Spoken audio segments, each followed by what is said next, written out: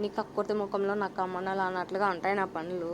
ఎందుకంటే నాకు ఇంట్లో హల్దీ ఉండే, హల్దీ కోసం అనేసి జల్లెడ కొనుక్కుందామని షాప్కి వెళ్ళాను.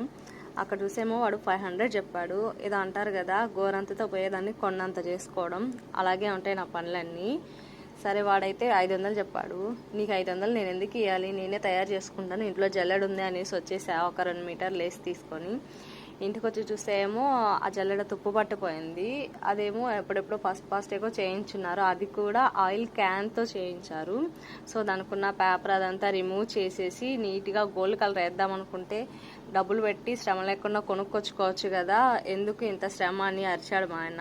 సో అందుకనేసి ఇంట్లో గ్రీన్ కలర్ ఉంటే అదేసి లేస్ వేసేసాను అనమాట. దాంతో గమ్మే లేదు, పెయింట్ తోనే అతికిచ్చేసాను. అదేమో లాస్ట్ కి ఇట్లాగే ఉంటది, ఆ పెయింట్ తోనే తీసి అతికిచ్చేసాను. ఫైనల్ గా అయితే అవుట్పుట్ ఇలా వచ్చింది. ఎలా ఉంది నా జల్లెడ?